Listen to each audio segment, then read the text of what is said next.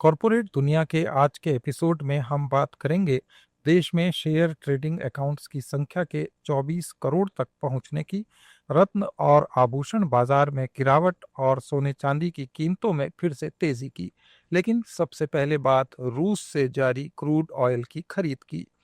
भारत ने अमेरिकी राष्ट्रपति डोनाल्ड ट्रंप की बार बार आपत्तियों के बावजूद रशिया से क्रूड ऑयल यानी कच्चे तेल की खरीद जारी रखी है। हेलसिंकी की centre for research on energy and clean air ने अपनी रिपोर्ट दी है, जिसमें बताया गया है कि अक्टूबर में रूस से $2.5 बिलियन यानी करीब 22.17 हजार करोड़ रुपए का कच्चा तेल देश में आया। इससे भारत दुनिया का दूसरा सबसे बड़ा तेल खरीदार बन गया। सीआरईए के अनुसार चीन ने $3.7 बिलियन यानी करीब 32.82 हजार करोड़ रुपए के इंपोर्ट के साथ पहला स्थान हासिल किया। कुल मिलाकर रूस से भारत का फॉसिल फ्यूल आयात $3.1 बिलियन यानी करीब 27.49 हजार करोड़ रुपए पर पहुंच गया है। अमेरिकी प्रतिबंध का असर दिसंबर के आंकड़ों में दिख सकता है, लेकिन भारत अभी खरीदारी जारी रखे हुए है। चीन ने रूस से सबसे ज्यादा कोयला भी खरीदा। चीन पिछले महीने रूसी कोयले का सबसे बड़ा खरीदार बना रहा, जो भारत और तुर्की से आगे था। उसने $760 मिलियन का कोयला खरीदा। वहीं भारत ने अक्टूबर में $351 मिलियन मूल्य का रशियन कोल और $222 मिलियन मूल्य के ऑयल प्रोडक्ट इंपोर्ट किए। भारतीय शेयर बाजार में यूनिक ट्रेडिंग अकाउंट्स की संख्या इस महीने 24 करोड़ के आंकड़े को पार कर गई। पिछले साल अक्टूबर में यह आंकड़ा 20 करोड़ था। नेशनल स्टॉक एक्सचेंज के अनुसार यूनिक रजिस्टर्ड इन्वेस्टर्स की संख्या 31 अक्टूबर तक 12 करोड़ 20 लाख थी, जो 22 सितंबर तक दर्ज 12 करोड़ के माइलस्टोन से ज्यादा है। इंडिविजुअल इन्वेस्टर, डायरेक्ट और म्यूचुअल फंड्स के जरिए दोनों अब एनएसई लिस्टेड कंपनियों का कुल 18.75% होल्ड करते हैं, जो पिछले 22 वर्ष में सबसे ज्यादा है। सबसे ज्यादा इन्वेस्टर अकाउंट 17% महाराष्ट्र में है, जो कि 4 करोड़ अकाउंट से ज्यादा है। इसके बाद 11% हिस्सेदारी के साथ उत्तर प्रदेश और 9% हिस्सेदारी के साथ गुजरात का स्थान है। इसके बाद 6% की हिस्सेदारी के साथ पश्चिम बंगाल और राजस्थान भी शामिल हैं। एक्सचेंज की ओर से दी गई जानकारी के अनुसार टॉप 5 सिटीज जहां कुल इन्वेस्टर अकाउंट का 49% हिस्सा है, वहीं टॉप 10 राज्य 73% से ज्यादा हिस्सेदारी रखते हैं। वेनेजुएला ने भारत के साथ महत्वपूर्ण खनिज क्षेत्र में सहयोग बढ़ाने की इच्छा जताई है। वाणिज्य और उद्योग मंत्री पीयूष गोयल और वेनेजुएला के खनन विकास मंत्री विक्टर सिल्वा के बीच हुई बैठक में इस पर चर्चा की गई। बैठक के दौरान वेनेजुएला ने भारत के साथ तेल क्षेत्र के अलावा आर्थिक सहयोग बढ़ाने में रुचि दिखाई। इसमें महत्वपूर्ण खनिजों में सहयोग और भारतीय इन्वेस्टमेंट को अट्रैक्ट करना शामिल है। गोयल ने इंडिया वेनेजुएला संयुक्त समिति तंत्र को दोबारा सक्रिय करने की जरूरत भी बताई और कहा कि वेनेजुएला में ओएनजीसी के परिचालन से खनन और अन्वेषण में गहन सहयोग की संभावना है। इसके साथ ही वेनेजुएला फार्मास्यूटिकल व्यापार को सुविधाजनक बनाने के लिए भारतीय फार्माकोपिया को स्वीकार करने पर भी विचार कर सकता है और ऑटोमोबाइल सेक्टर में भी दोनों देश सहयोग कर सकते हैं। Each one of you here and the 7,000 across AMTZ, I see as budding entrepreneurs. I see as people who will, in life, each one of them will do something big.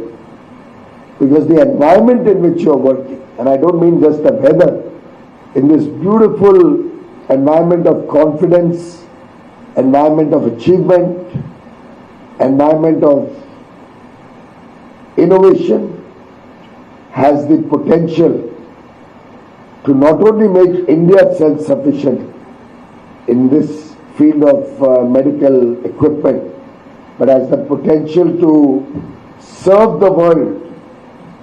We have the potential to have another 5 medtech cities in different parts of the country.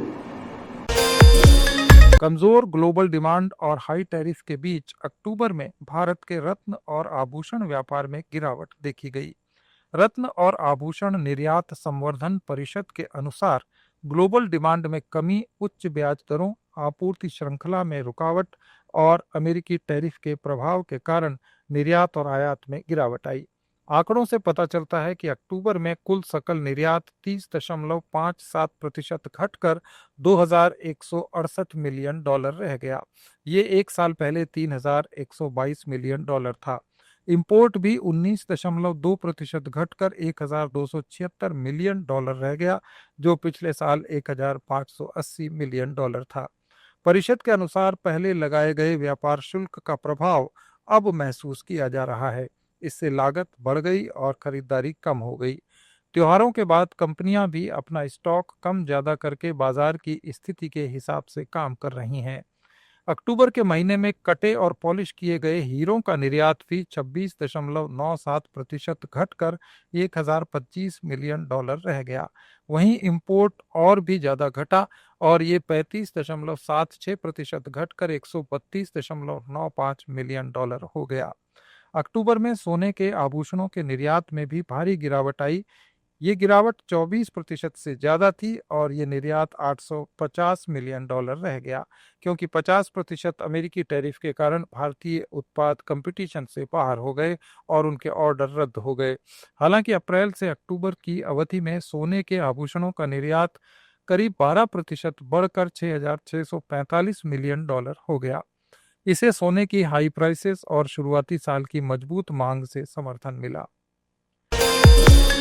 राष्ट्रीय औद्योगिक corridor विकास निगम limited, logistic data services limited और आंध्र प्रदेश सरकार के बीच एक MOU हुआ है। इसका उद्देश्य यूनिफाइड लॉजिस्टिक्स इंटरफेस प्लेटफॉर्म का उपयोग करके राज्य के लॉजिस्टिक्स नेटवर्क को पूरी तरह डिजिटल बनाना है। MOU के तहत आंध्र प्रदेश में एक यूनिफाइड डिजिटल प्लेटफॉर्म तैयार किया जाएगा, जो सरकारी और प्राइवेट सभी स्टेक होल्डर्स को लॉजिस्टिक्स एक्टिविटीज की रियल टाइम जानकारी उपलब्ध कराएगा। इस इनिशिएटिव से विभिन्न विभागों के बीच समन्वय मजबूत होगा। नागालैंड में कॉरपोरेट इन्वेस्टमेंट में बड़ा सकारात्मक बदलाव देखने को मिल रहा है। वित्त मंत्री निर्मला सीतारमण ने कहा कि अब राज्य के युवाओं को उन्नत कौशल से लैस करने पर ध्यान दिया जा रहा है। दीमापुर के नागालैंड टूल रूम और ट्रेनिंग सेंटर में AI और भविष्य स्किल उत्कृष्टता केंद्र का उद्घाटन करते हुए निर्मला सीतारमण ने कहा कि इस नए युग का उदाहरण 2 प्रमुख कार्यक्रम हैं। सेमीकंडक्टर इंडस्ट्री में प्रशिक्षण प्रदान करने के लिए कोहिमा में टाटा ग्रुप के साथ सहयोग और उन्नत AI विनिर्माण और 3D प्रिंटिंग टेक्नोलॉजी के लिए दीमापुर में एक इंस्टीट्यूट की स्थापना के लिए साझेदारी।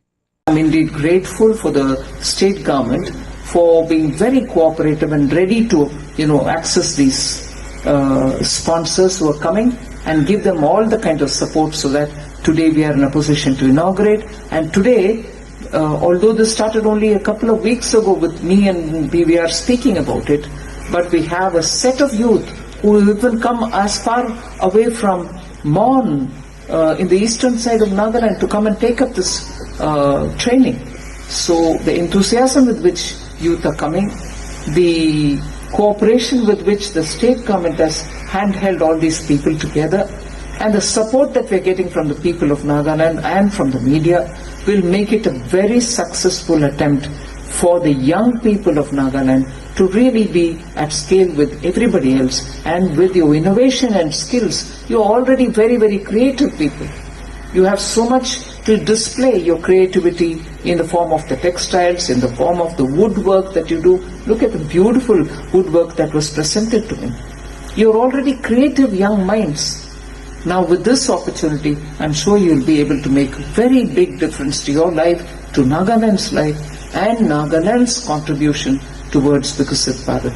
So आप सुन रहे थे let's mind more than radio.